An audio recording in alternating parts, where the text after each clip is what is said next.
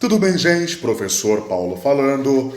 Secretaria de Cultura do município de Taboão da Serra, eu espero que vocês estejam numa boa. Maravilha? Projeto Faça Arte na sua casa. Lembrando que esses vídeos têm a finalidade... Calma lá. Lembrando que esses vídeos têm a finalidade de levar até você, nossos alunos, um pouco dos conteúdos que nós trabalhamos nas nossas oficinas. Ok? É isso. Só para que você possa se localizar. De repente você está vendo o vídeo pela primeira vez, tá? Nós somos aqui 9 professores de teatro. Cada professor está abordando um assunto específico ou uma área específica do teatro. Eu estou trabalhando sobre história do teatro, né? E eu venho já há alguns vídeos discorrendo sobre o teatro grego. E esmiuçando, porque são vídeos curtos. E vamos pensar assim, vamos para ser um pensamento prático aqui. Estudar o teatro e a arte cultural grega é tema de uma faculdade.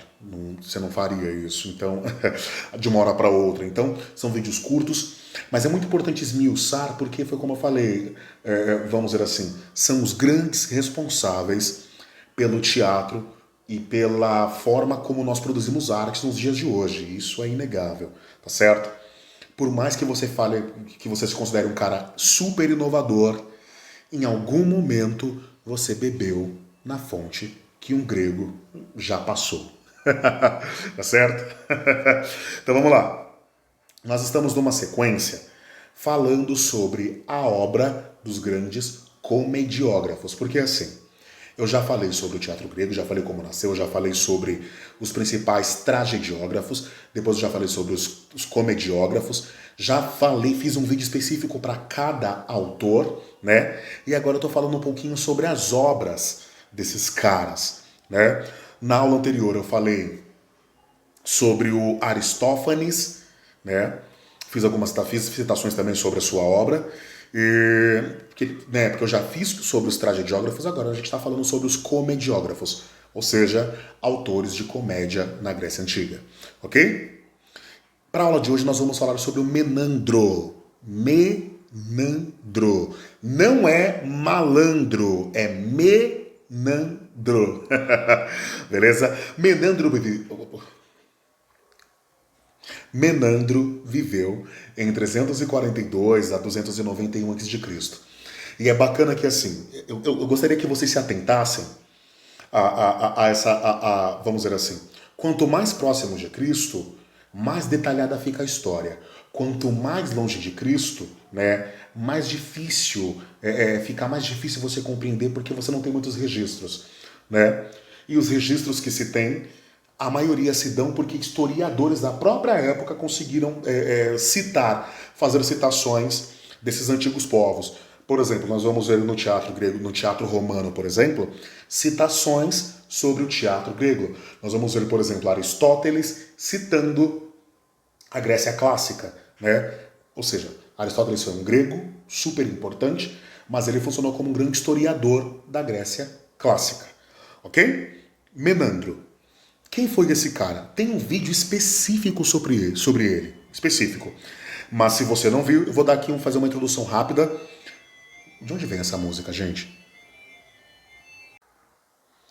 Descobri de onde vem a música. Era um vizinho aqui, gravar em casa tem dessas coisas, tudo bem?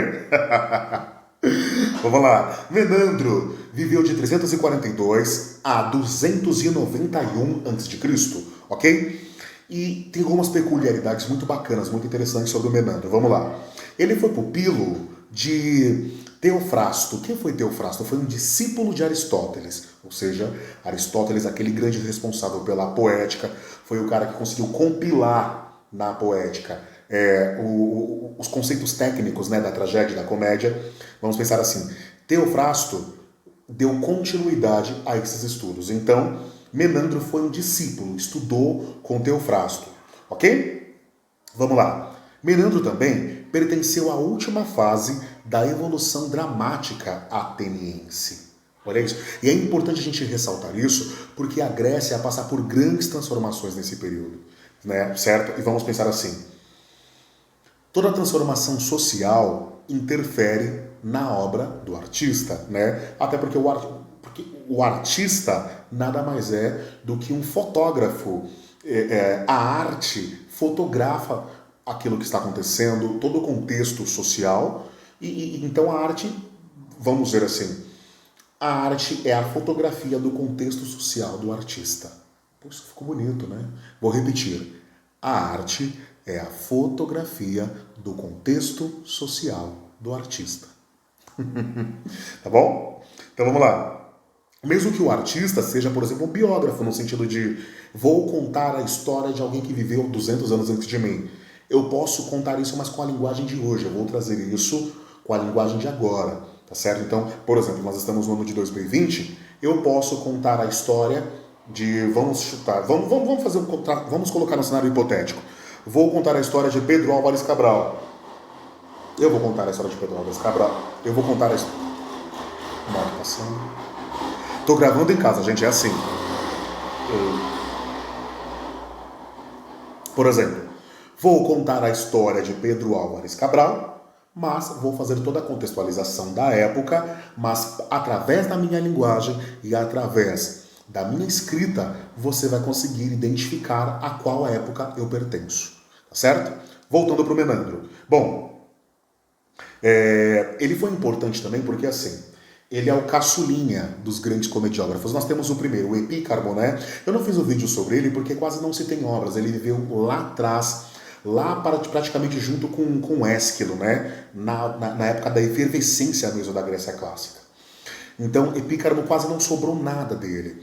Então tem o Menandro e agora, temos o Aristófanes e agora o Menandro. Então o Menandro é o caçulinha. Ele já pegou uma Grécia reformulada. Né? Ele pegou uma Grécia reformulada depois de tantas guerras, né? Então ele já pegou uma outra Grécia. E, naturalmente, ele não vai ter as mesmas concepções ou o mesmo olhar crítico que os seus antecessores, que os autores que o antecederam. Tá certo? Bom, posto isso, então ele influenciou, inclusive, os romanos. Você vai encontrar textos e citações ao Menandro, inclusive 500 anos depois de Cristo. Né? Nós temos aqui pensadores romanos, dramaturgos romanos, que vão citar e que vão beber na fonte do Menandro. Tá certo? Menandro. Eles vão beber na fonte também de outros gregos, claro que sim. Mas Menandro vai trazer um contexto mais aproximado. Porque assim, vamos pensar assim, Menandro viveu até 291 a.C., ok? Nesse período, vamos pensar assim, por conta da invasão de Alexandre o Grande, por conta desse contexto, já havia se assim espalhado de forma, vamos dizer assim, a cultura grega já havia se espalhado em outros territórios e ela já era mais homogênea. Então todo mundo meio que já falava a mesma língua, meio que isso, certo?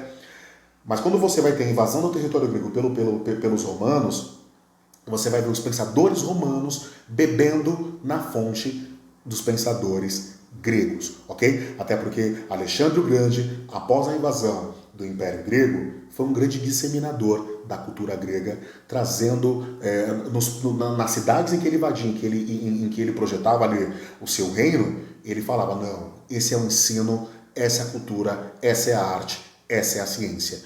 Aquilo que nós... Né, porque, ele era um grego, né? Macedônia era uma cidade-estado grega, né? Então ele defendia os conceitos educacionais gregos acima de tudo, ok? Vamos lá. Escreveu mais de aproximadamente 109 obras, mas pouquíssimas chegaram inteiras aos dias de hoje. Você vai encontrar fragmentos, né? E acho que só tem uma inteira, né?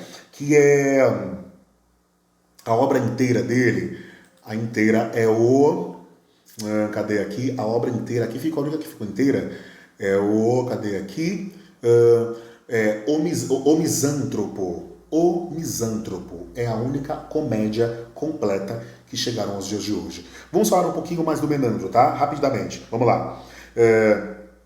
Escrevam aproximadamente 110 peças, 110 comédias. Vamos lá. Ele pegou, como eu já expliquei para vocês, ele pegou uma Atenas totalmente modificada em relação aos seus antecessores. Por exemplo, quando ele comparado ao Aristófanes, que era um crítico mordaz né? Que era um crítico voraz, assim, né? De todos e todos, de tudo e todos. Por exemplo, o Menandro já pegou uma Grécia mais contida, ou seja, as condições políticas vigentes em Atenas já não podia-se mais, por exemplo, criticar autoridades políticas, né, homens públicos e divindades. Né? Vamos lá. Mas podia-se brincar com pessoas comuns, cozinheiros, filósofos, adivinhos, médicos, filósofos e militantes e militares. Né? E o que mais? É bacana a gente pensar também nesse contexto do Menandro, porque a gente vai encontrar, por exemplo, o período, ele vive, né, durante o período helenístico. Qual que é o período helenístico? Que é a morte de Alexandre e a transição de outros, né, de outros líderes regendo e ocupando os territórios gregos. Né?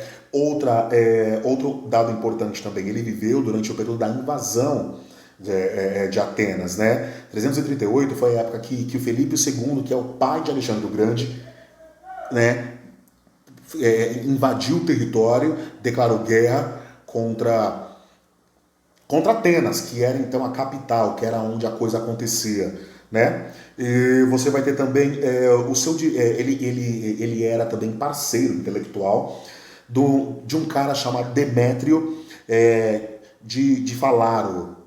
Acho que é assim que se pronuncia, né? Demétrio.